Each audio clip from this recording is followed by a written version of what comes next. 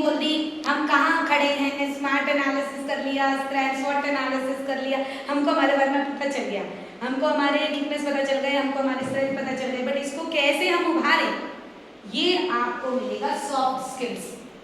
आपके अंदर आपको सॉफ्ट स्किल्स को डेवलप करना पड़ेगा, जिसका सबसे पहला पैरामीटर है maintain your body language. Right? आज मैं आप लोगों को लेक्चर दे रही हूँ, आप लोग नॉडिंग कर रहे हो, मुझे सुन रहे हो, आपकी बॉडी लैंग्वेज से मुझे समझ में आता है कि आप मुझे सुनना चाहते हैं। एक टाइम अगर ऐसे हो जाएगा, थोड़ी देर बाद में ऐसे झूलने लगोगे, आपकी बॉडी लैंग्वेज से मुझे समझ में आ जाएगा ये मुझे सुनना नहीं चाहते हैं बार बार। राइट? सो जैसी बॉडी लैंग्वेज आप सामने वाले को प्रेजेंट करते हो, वैसा ही आपको आपकी पर्सनालिटी आपको करने के लिए अवगत कराती है। ठीक है ना? जैसे आपके सामने एक बच्चे ने आपसे पूछा activity, for example some activity teacher is giving some task to the student. अब आपने बच्चे को एक टास्क दिया और आप आगे बोलना चाहते हो कि इसके आगे क्या करना है, बट उस एक्टिविटी को सुनकर ही बच्चा इतना अधीर हो जाता है कि मुझे ये काम कैसे भी करना है। ठीक है मैम, हम ये करें, हम ये करें। फिर आप क्या बताओगे? आप उसके आगे की चीज उसको बताओगे? क्या वो करने के लिए बोलोगे ठीक है पहले ये करना है? क्या करोगे आप?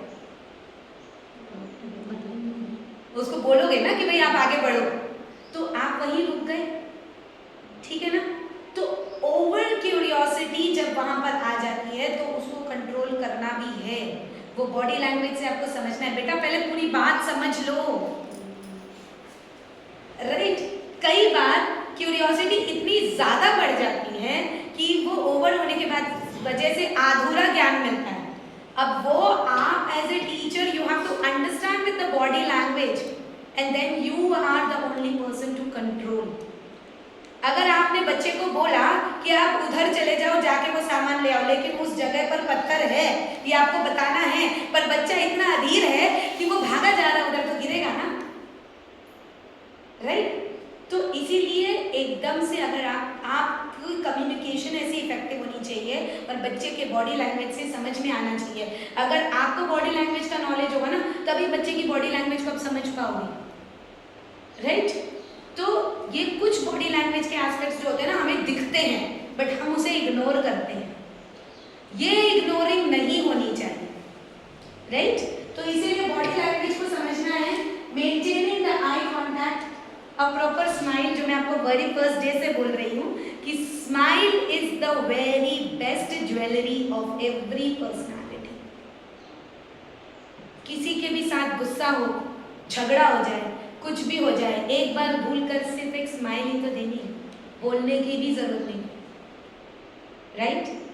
तो इसीलिए स्माइल की ज्वेलरी डेली पहन कर आओ। जहां भी जाओ स्माइल की ज्वेलरी हमेशा आपके पास होनी चाहिए। Next, relaxed posture. Tension free रहो। रिलैक्स पोस्चर कब होगा? जब टेंशन फ्री रहोगे। और टेंशन फ्री एस्पेक्ट कब बनेगा?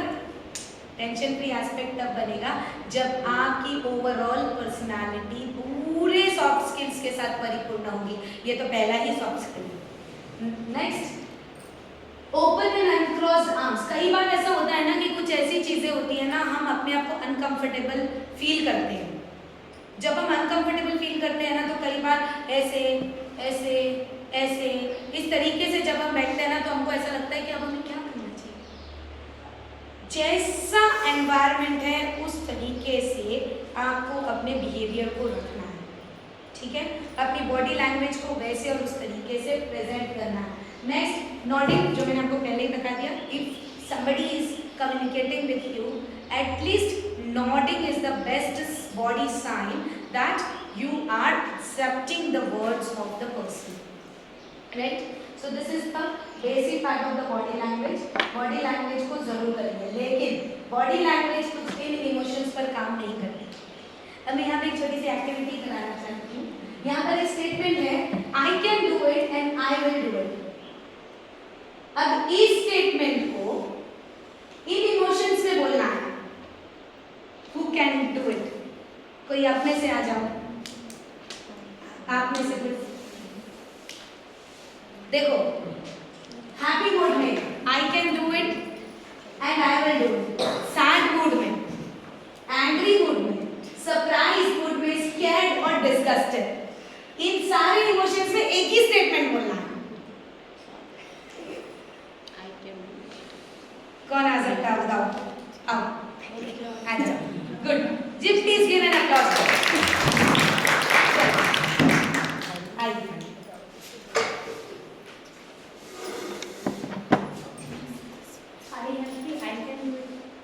हैप्पी हैप्पी बोलो, हैप्पी आजकल फेस इमोशंस देखिए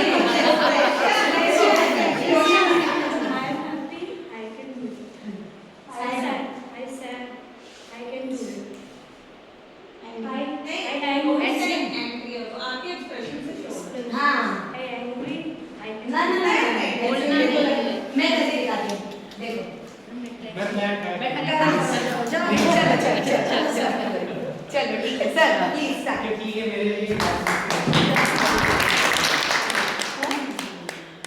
I can do it and I will do it. This is happy me. That's I am happy and I can do it. I agree. I can do it and I will do it. This is I agree. I am surprised.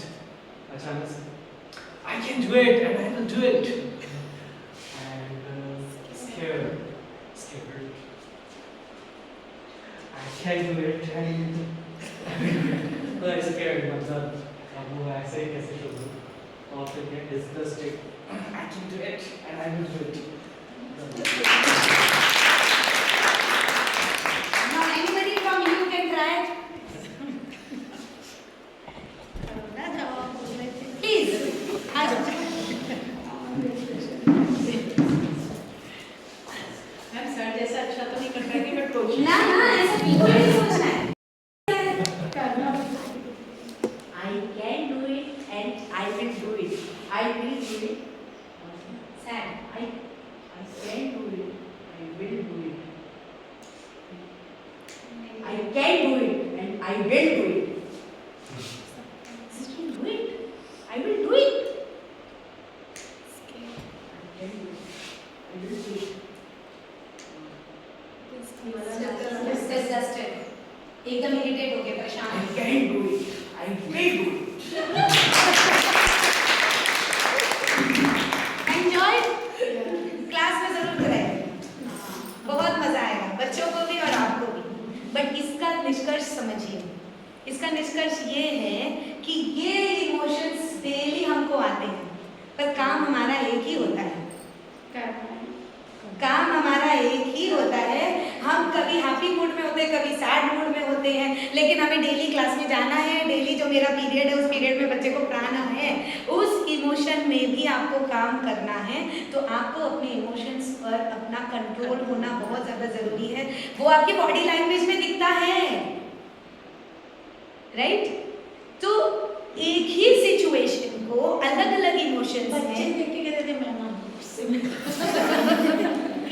एक ही situation को अपने emotions में कैसे target करोगे, ये आपकी personality से समझ में आ जाता है। इसमें से जो नेगेटिव इमोशंस हैं इनको ओवरकम करें, और जो पॉजिटिव इमोशंस है इसको अपनी सिचुएशन में लाने की हमेशा प्रयास करते रहें, right? Your school should be an environment with full of positive emotion, and that you can only create it. You can do it and you will do it. Is it? Yes. Right? तो ये statement आज आपके mind में होना चाहिए. With all the emotions in the single place. Right?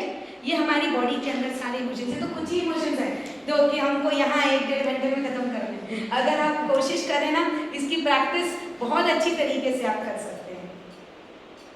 Next part है हमारी effective communication. हमारी जो कम्युनिकेशन होती है कितनी प्रकार की होती है, राइट? रिटन कम्युनिकेशन, जिसका एक प्रॉपर प्रूफ होता है टीचर्स। किसी भी चीज को अगर आपने रिटन कर दिया, that means that it is stated by you. जैसे मैंने अभी जो एक स्टेटमेंट दिया था आपको, व्हाट इज पर्सनालिटी, एक wisdom, knowing yourself is a wisdom, but that enlightenment part you have to work upon it. तो वो एक किसी के द्वारा कही गई बात है। So whenever there is any written aspect that has a proper proof, तो सोच समझ के लिखना बहुत ज़रूरी है, right. Next is non verbal communication. ये जो आज हमने किया यहाँ पर, this is the non verbal communication, body language हमारा, तो वो भी इफेक्टिव होना चाहिए। Next, presentation skills. आप टीचर्स हैं, आपकी प्रेजेंटेशन बहुत मायने रखती है। मैंने जैसे पहले आपको बताया कि इतने बच्चों के सामने आप अपने आप को प्रेजेंट कर रहे हैं। अगर कोई व्यक्ति है क्लासरूम में सिगरेट पीते हुए आ रहा है, मे be any male female anybody, उसका प्रेजेंटेशन उसकी क्लास में कैसा हो, right?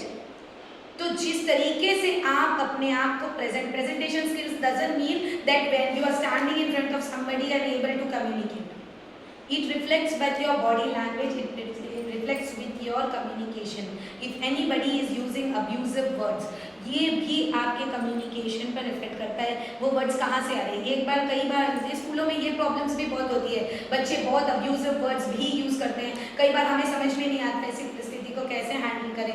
Find out from where they are getting those, from their family, from their friend circle, right? Basically यहीं से आएगा। स्कूल तो ये चीज़ें नहीं सिखाता, टीचर्स तो ये सब नहीं सिखाते हैं, बट वो काम छुप के किया जाता है। अजीब मतलब छुप के कोई काम कब किया जाता है? जब गलत होता है। और वो गलत क्यों होता है?